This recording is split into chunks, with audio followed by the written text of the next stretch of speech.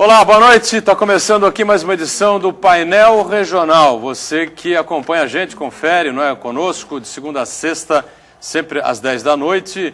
Debates, discussões e entrevistas importantes sobre a região metropolitana e sobre temas nacionais também. Lembrando que é 1h30 da tarde, o nosso primeiro encontro no Painel Regional Debates, né, com as personalidades do Brasil e da região, falando sobre as cidades, falando sobre a Baixada, falando sobre os assuntos que estão na pauta nacional também. Nessa edição a gente com prazer recebe aqui o José Virgílio Figueiredo, ele que atualmente preside o Instituto Arte no DIC. Tudo bem, Virgílio? Prazer receber você aqui mais uma vez. Prazer, boa noite, Boturão. Boa noite a todos. É um grande prazer estar aqui. Vamos conversar bastante aqui sobre cultura, enfim, sobre todas as coisas aí que estão acontecendo no nosso país. Muito bem, obrigado ao José Virgílio por estar conosco. Uriel Vilas Boas, companheiro Uriel, advogado, jornalista, não é? Sindicalista, uma referência no sindicato aqui da região, mais uma vez participa com a gente. Tudo bem? Boa noite, Uriel. Boa noite, Boturão. Boa noite, Virgílio. Boa noite, Uriel. É um prazer vir aqui trocar ideias, bater papo, discutir, conversar, porque o mundo de hoje exige isso. Não podemos fazer silêncio, nós precisamos trabalhar as ideias, as propostas, e é sempre um prazer estar aqui. Prazer é nosso sempre receber o Uriel, como nesta edição também é um prazer ter aqui o Zé Virgílio. 3014-5281 para você entrar em contato com a gente, participar conosco, não é? E, evidentemente, enviar a sua pergunta, o seu comentário, a sua opinião a respeito dos assuntos que a gente põe em discussão, que a gente coloca em debate aqui, não é?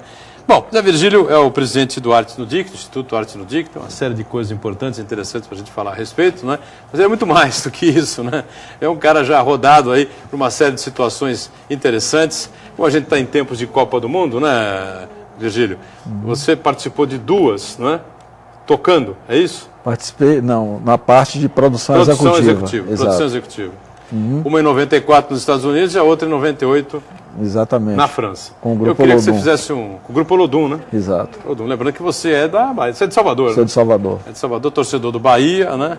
Bora Bahia, né? Bora Bahia! Bora Bahia, bora Bahia, lá da Fonte Nova, né? Fonte Nova campeã de gols, né? Na Copa de 2014. E de atendimento escolhida também como o melhor estádio da Copa. O melhor estádio da Copa. O baiano é abusado, é orgulhoso. Tá certo, tem que ser assim mesmo.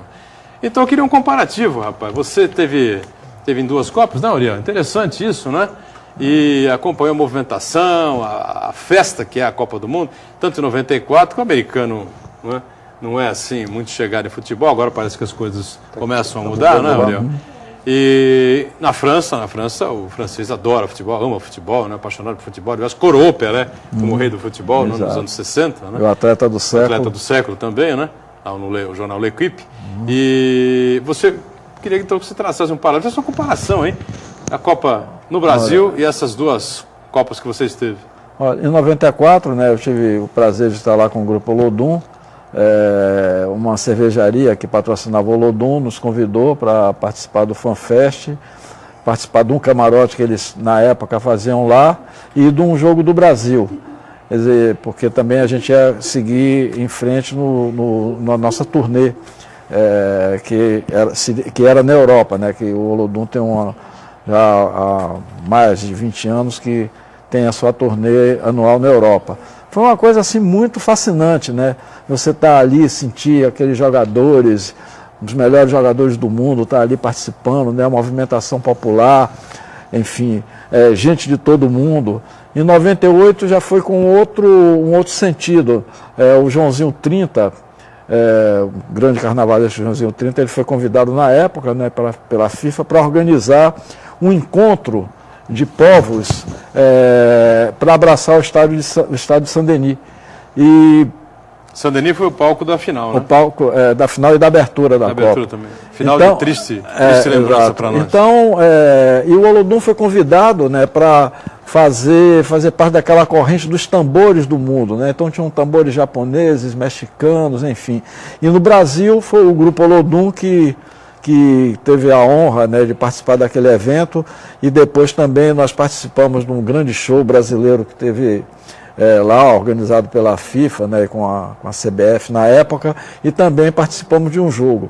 mas o sentimento, assim como brasileiro, eu não agora trabalhando, eu tive a oportunidade, né, a felicidade no jogo Estados Unidos e Bélgica de estar na Fonte Nova como espectador e desde cedo ali para o Pelourinho, que foi o lugar onde eu me formei profissionalmente do órgão público, quando no final dos anos 70 eu entrei nesse órgão, que eu estudo patrimônio cultural como estagiário.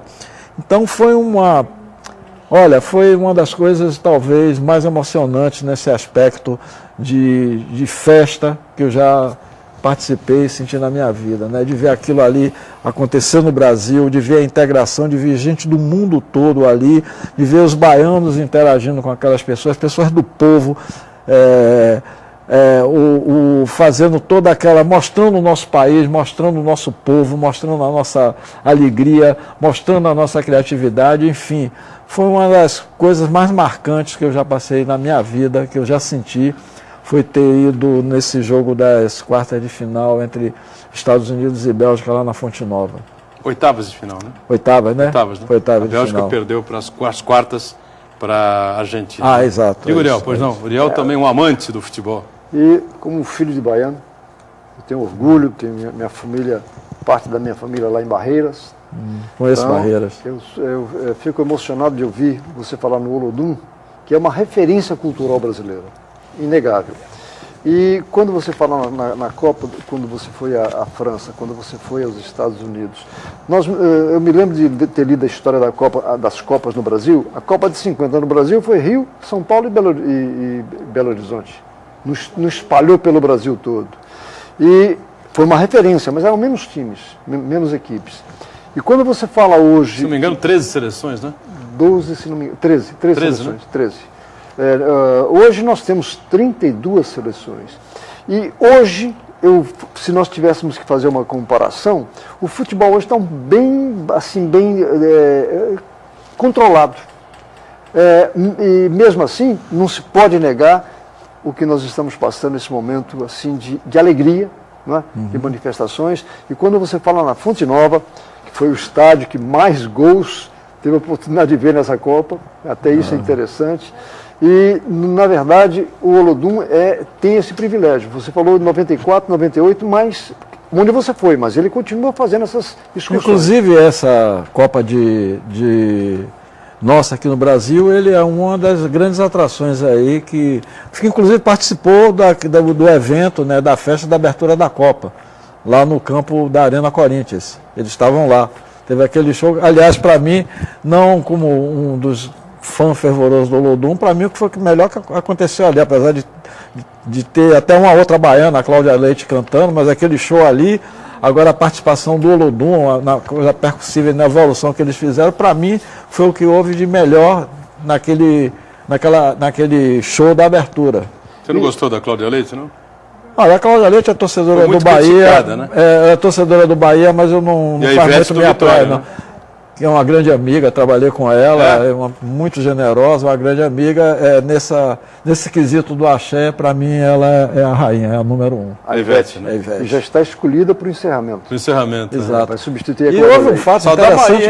Da Bahia na abertura, da Bahia no encerramento. No jantar do príncipe Harry, Ivete foi vetada pelo cerimonial do príncipe, porque eles tinham preocupação da chegada dela, ela aparecer mais do que o príncipe. Eu li isso, não sei se foi no UOL, num desses sites aí, quando houve aquele jantar, que teve a lista que o nome de Ivete estava lá, e que foi vetado porque tinha a possibilidade... O cerimonial do príncipe. Do príncipe? Dela aparecer mais, vetou Ivete Sangalo. Saiu nesses sites aí, naquele jantar, acho que foi uma semana ou 10 dias atrás aí que... aconteceu. Vocês por isso que esteve em Cubatão aqui, né? Vocês baianos têm essa virtude. Você já tem lá a história dos carnavais, né, diferentes. Né? Vocês participam agora da abertura e do encerramento da Copa no Brasil. E eu gostaria de saber de você, que comparação você faria entre a Copa no Brasil e aqui você presenciou na França e Estados Unidos? Tem muita diferença? Muita. O clima, a característica... O clima e o povo brasileiro, principalmente. O povo brasileiro. O povo brasileiro, ele é festivo aqui em qualquer lugar. Então, uma possibilidade dessa no seu país, a criatividade que o povo brasileiro tem.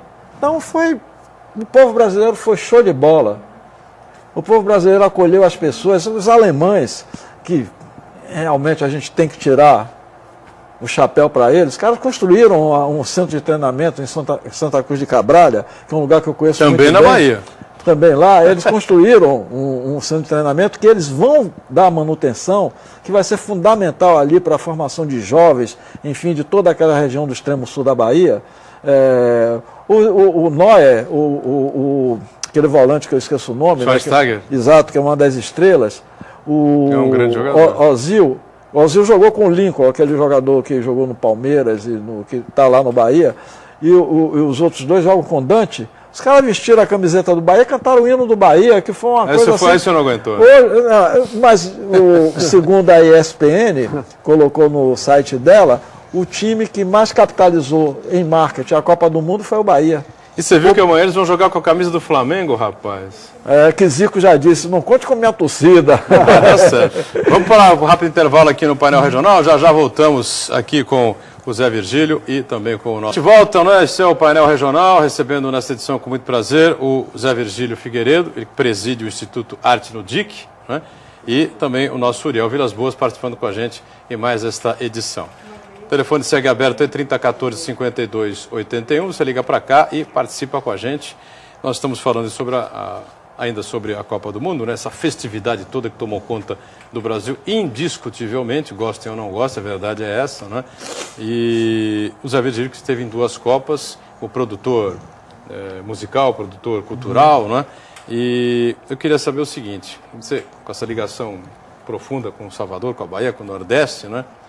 Fica algum legado, realmente, da Copa do Mundo, ou isso é conversa mole para boi dormir? Acabou a Copa, que foi maravilhosa, fantástica, o padrão FIFA fecha as suas malas, PT saudações, aí a gente volta à nossa realidade, não é? O que fica? Para os amantes do futebol, eu sou um deles, estádios.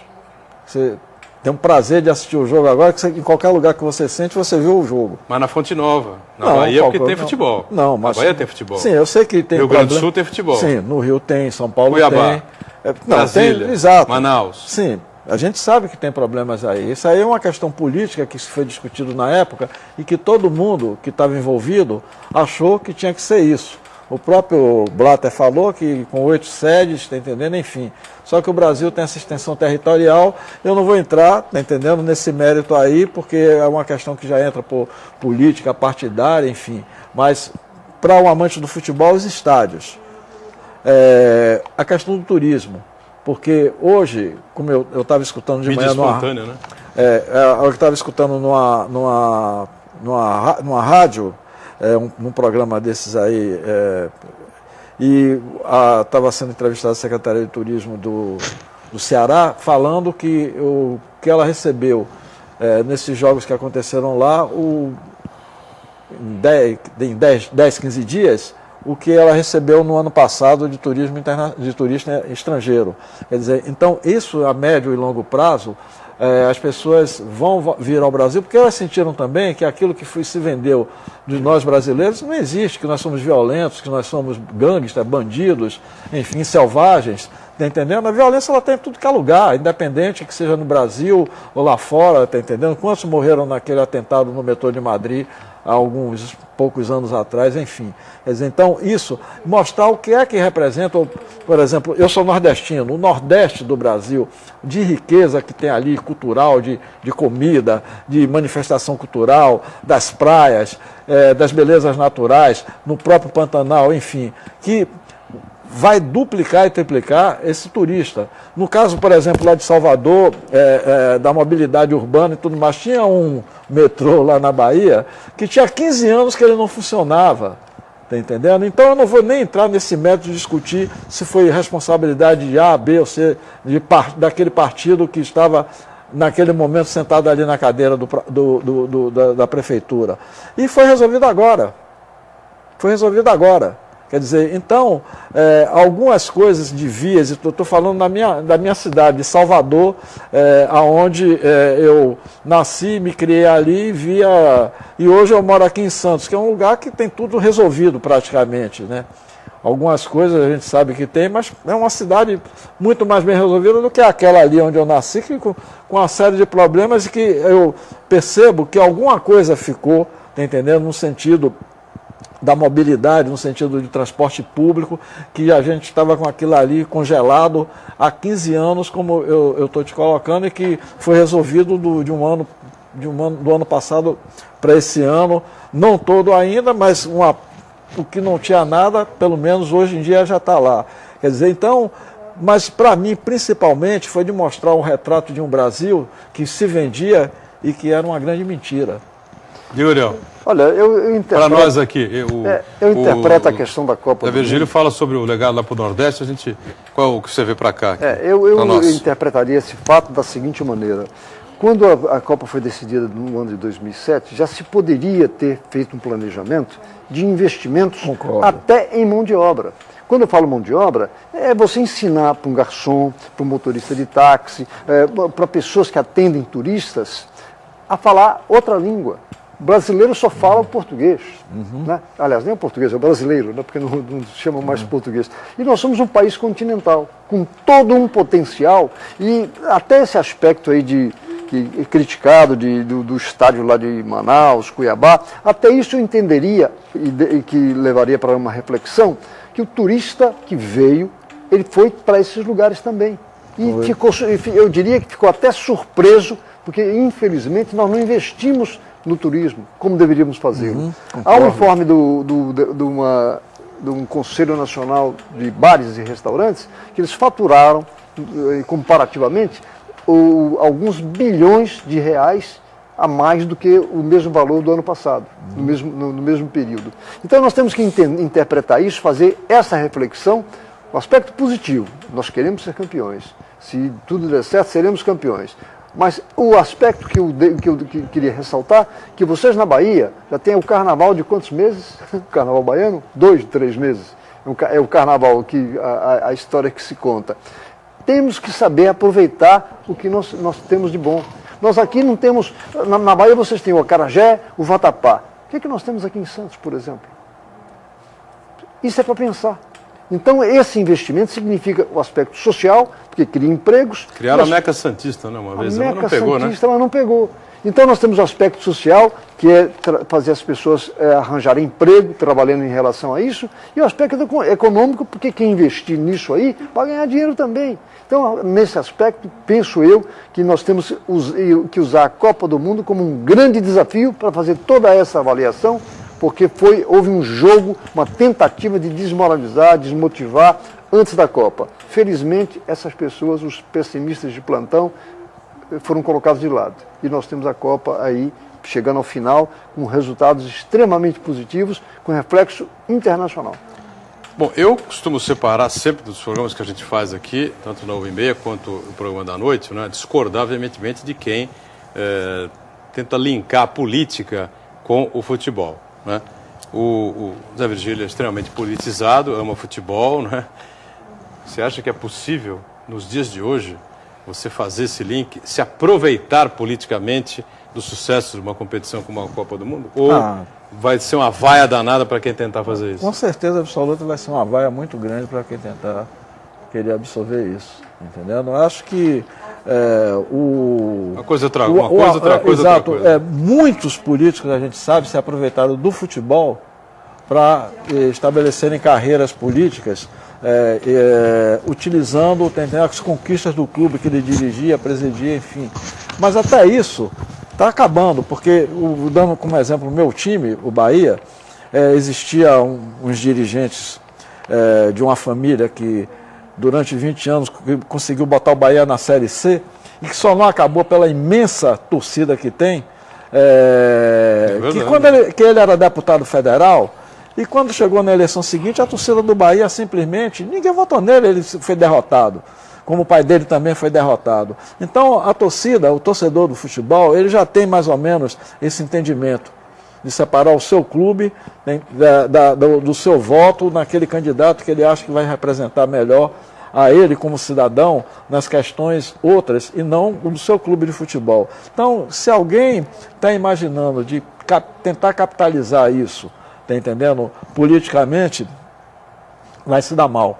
Eu tenho a impressão que o Uriel pensa como a gente, né, Uriel? Que, aliás, pode-se observar que a campanha eleitoral praticamente começou antes de ontem. Ela começou, mas ninguém percebeu. Né? Ninguém percebeu. E nenhum dos candidatos joga na questão da Copa do Mundo no sentido de aproveitar esse detalhe. Eu também acredito que não será usada, e qualquer que seja o resultado, qualquer que seja ele, vão ter lamentações, mas não caracterização utilizando a Copa do Mundo, seja a atual presidente, seja os candidatos de oposição. Eu acredito que eles não terão condição de aproveitar essas questões, misturar o futebol com a campanha eleitoral. Eu não acredito nisso. Bom, eu vou entrar no assunto, nós vamos entrar no assunto aqui do Instituto Arte no DIC, né? Temos até um videozinho preparado aqui, enfim, se o Gustavo quiser soltar, a gente já fica aí à vontade ainda para curtir nesses minutos finais do segundo bloco, depois comentar a respeito, né, das atividades que estão acontecendo no Arte no DIC no terceiro bloco. Dá para soltar agora o vídeo, não?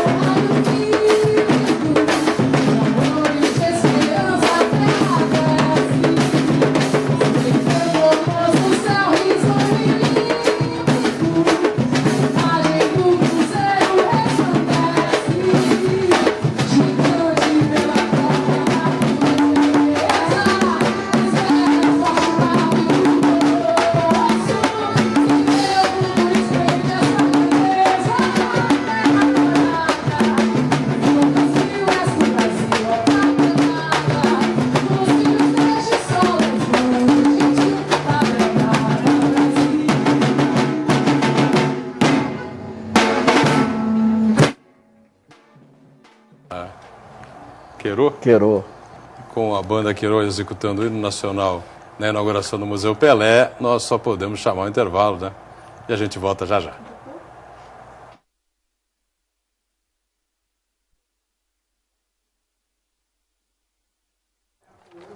Cícia Teixeira de Freitas. Estamos de volta, né? Este é o terceiro e último bloco, né, do nosso painel regional. Com prazer recebendo aqui o Zé Virgílio Figueiredo, presidente do Instituto Arte no DIC, também o nosso Uriel Vilas Boas. A gente fechou o segundo bloco, né, o bloco anterior, com a execução do hino nacional na abertura, na inauguração do Museu Pelé, né, hino nacional executado pela banda Queirô. E aí eu, evidentemente, não posso deixar passar. Não, Uriel, qual é a relação da banda Queirô com o Olodum? A relação... Porque a gente ouvindo, né, sei lá, pode ser ignorância musical, né, mas que traz uma lembrança, traz. Tem uma relação muito forte, porque quando eu fui convidado para desenvolver esse trabalho aí do Arte no DIC, ele iniciou, o carro-chefe foi a percussão, e eu trouxe na época um jovem músico formado no Olodum, que tocava na banda Olodum, que me acompanhou e que foi quem iniciou o ritmo do samba reggae, que é esse ritmo, aos meninos daquela época, há 11 anos atrás. Vários já aprenderam e hoje tem esse grupo aí, mais qualificado de todos que o Arte no DIC formou.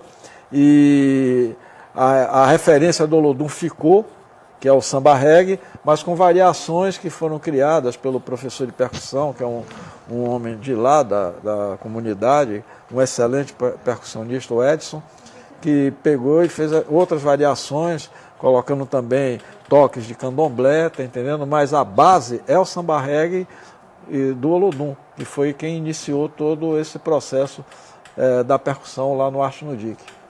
Perfeito. E é uma questão que eu acho assim, muito bonita, não é o nacionalismo puro e barato, não. Eu me refiro à arte interpretada dessa forma, porque o hino nacional a gente entendia apenas com aquele formalismo. Agora não. A gente vê o hino nacional, qualquer criança, tem até propaganda na televisão, fazendo crianças cantarem o hino nacional. Então isso é muito importante, é outro reflexo que a gente não pode deixar. E quando você fala no grupo Queirou, Arte no Dique, esse investimento ali é sensacional, porque estimula através da arte a integração, as pessoas agirem em conjunto, que todo conjunto musical tem esse detalhe, tem que agir em conjunto, não pode errar, porque senão estraga todo o ritmo, estraga todo o som. Então vale muito esse trabalho que vocês fazem lá no DIC em relação a essa questão. Pois não, completou? Eu acho assim algo especial. E como é que vai aí o Instituto, de maneira geral? Aí, quais são aí os próximos passos? Aí, o que a gente pode esperar? Agora em setembro, repetindo o que aconteceu ano passado, o Arte no Dique foi convidado de novo para os meninos tocarem na França, né? Nós vamos participar pelo segundo ano no Festival Latino-Americano de Música em Paris. Vamos fazer um workshop de percussão. Eles já vão lá ensinar e passar a experiência deles aqui para jovens de escolas de música lá da França, lá de Paris. Depois vamos tocar em Barcelona, num festival de música brasileira. E também a Embaixada do Brasil em Madrid está organizando também eles se apresentarem lá. Então a viagem está marcada para o dia 4 de setembro, de 4 mais ou menos a 15, 16 eles vão estar fora. Também temos um projeto de música, né, que envolve geração de renda, que é o Palafita Sonora, que a gente está negociando com a Sabesp, está muito bem encaminhado lá dentro, que esse festival é o seguinte, vão acontecer shows com grandes nomes da música popular brasileira, uma vez por mês, aos domingos, são 7 edições, e aonde, na nossa área, que nós temos uma área lá imensa, são colocadas barracas onde são comercializados produtos pela comunidade e você está gerando renda através da arte e da cultura. Inclusive, agora no mês passado de junho, nós fizemos desde 13, 14 e 15, né, comemorando Santo Antônio, São João e São Pedro, a nossa festa junina, que eu acredito que a médio e longo prazo poderá ser o grande São João do estado de São Paulo, que não existe São João com aquela referência nordestina. E o DIC,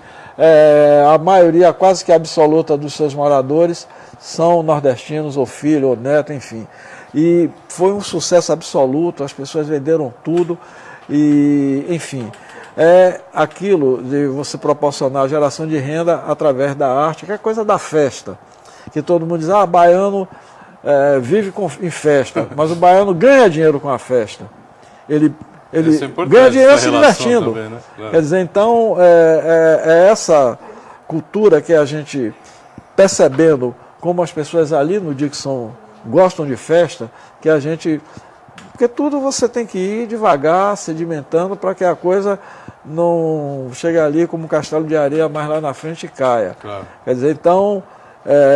no ano passado a gente fez com recursos do próprio Arte no Dique. Esse ano nós tivemos, eu levei ao prefeito Paulo Alexandre, mostrei qual era a nossa ideia, e a Secretaria de Cultura deu um pequeno suporte, e o ano que vem nós vamos chegar para ele, olha, eu quero trazer uma atração nacional também, porque colocamos as atrações do DIC, né? Tem um sanfoneiro maravilhoso chamado Zé do Café, que é de lá do DIC, vizinho do Arte no Dique, as quadrilhas, né, que é uma coisa maravilhosa, as quadrilhas juninas. Então, foi uma coisa assim maravilhosa, super cheio, as pessoas se divertindo. Então, nós vamos preparar o relatório e queremos, no ano que vem, contratar uma atração nacional, um Genival Lacerda, um Aelba Ramalho, enfim, um artista desse nível para se apresentar ali no DIC da Vila Gilda. No caso, o trabalho que vocês desenvolvem, vocês têm apoio da Prefeitura, do Governo do Estado, do Governo Federal, porque há programas dessas três áreas direcionadas para a arte, da forma como vocês a fazem. Há algum apoio, isso em relação ao poder público. E a iniciativa privada, qual seria essa relação que vocês têm com esses dois setores? Olha, o Arte no DIC, ele quando iniciou, em 2000, foi no fim de 2002, foi que colocou a bandeira. É uma coisa que era na rua, é uma coisa com a percussão. Foi o Fausto que conheceu um outro trabalho que eu desenvolvi em Santo André, que procurou me conhecer e me apresentou na época ao Grupo Libra. O Grupo Libra, desde 2003, está com Arte no DIC. E ali foi o início de tudo. Ao mesmo tempo, o Gilberto Gil, que é uma pessoa que eu conheço desde os meus 14, 15 anos de idade como fã, e depois por uma questão de relação familiar, eu me aproximei muito dele e é um dos meus mestres. Quando o Gil foi para o Ministério da Cultura, eu conversando com ele no Carnaval, ele já tinha tomado posse, foi em janeiro, ele estaria lá em março, né? Eu marquei com ele no Carnaval em fevereiro, eu digo, olha, eu vou fazer uma visita lá, que eu estou num trabalho lá em Santos, porque eu tinha um convite, né, do Juca Ferreira, que foi seu secretário executivo e depois assumiu nos 2 últimos anos a gestão do Ministério, tinha uma relação de pessoas da Bahia da cultura, executivos da cultura, eu era uma das pessoas que tinha sido relacionada para ser convidado para trabalhar no Ministério. E eu comentei com ele o seguinte, olha, eu tenho um desafio lá em Santos, que é uma coisa que é do nada, mas eu percebo que é ali que eu tenho que, sabe, tocar a minha vida profissional. Aí eles me falaram na época das políticas públicas que seriam implementadas, pontos de cultura e espaço mais cultura. Como eram pessoas que eu acreditava plenamente e sabia que não estavam ali, Gil emprestou no nome dele para o país no momento assim de descrédito até, e abrindo mão das próprias coisas dele. E o Juca, que eu conheço muito bem, um cara que foi guerrilheiro, um cara que tem uma história para contar, uma pessoa extremamente ética, e um executivo da cultura, foi meu colega quando ele voltou do exílio, na época, na Fundação Cultural, e aquela relação de trabalho transformamos numa grande relação de amizade. E são pessoas que eles, não é por ele ter uma relação de amizade que eles iriam disponibilizar recursos por conta daquela amizade. E sim porque eles sabiam que do outro lado existia uma pessoa também da cultura e da batalha. E aí foi ali que eu fui seguir o meu caminho, acreditando naquilo ali. Eu me lembro que em junho de 2003 eu lancei o Arte no DIC no Sesc, contei com o apoio do Papa, que era secretário de Planejamento, que acreditou também na minha conversa naquela época, me apresentou a Beto Mansur, que falou, você quer o quê? Eu quero uma área, que ali vai ser uma escola de arte. E foi na batalha, ali na batalha. Hoje nós temos o maior investidor do Arte no DIC, que foi um investimento do governo federal ali, na ordem de quase 2 milhões para a construção daquela sede, é a Sabesp, é o governo do estado de São Paulo. Eu fui apresentado pelo Papa ao governador Alckmin, que adorou. Nos 2 ou 3 minutos que eu tinha ali, eu peguei o portfólio, mostrei. A prefeitura, nós temos um convênio com a Secult também, e a Sabesp, que hoje é a mantenedora, juntamente com o Grupo Libra, do Instituto, na parte de manutenção, enfim. Temos 60 funcionários, sendo que a maioria desses funcionários são pessoas de lá do DIC que nunca receberam um emprego com salário regular, e são todos, aquela política pública dos microempreendedores, são todos microempreendedores, têm o seu RPA, enfim. É uma organização social que chegou ali com esse pensamento que da capacidade e do poder que a arte e a cultura tem de transformar, e que está devagar conseguindo fazer essa transformação. Muito bem. Então, em cima da hora, só me resta perguntar a você o seguinte, Zé Virgílio. O que dá amanhã Brasil e Alemanha? Rapaz, eu acho que a gente vai, do jeito de Filipão, tá entendendo? Conseguir porque os deuses do futebol estão caminhando para a nossa classificação, é o meu sentimento. Perfeito. Uriel, Brasil ou Alemanha amanhã? Brasil, somos, e não é uma torcida fanática não, é que nós entendemos que o Brasil tem mais condições que a Alemanha. Vamos à final. Amanhã no painel debate eu dou o meu palpite. Obrigado ao Uriel por estar conosco mais uma vez, obrigado ao Zé Virgílio, sucesso mais uma vez lá no Arte, no Instituto Arte no DIC. Obrigado a você que nos acompanhou, voltamos amanhã às 10 horas, não é? A sequência do JB com o painel regional, 1h30 da tarde no painel debates. Tchau.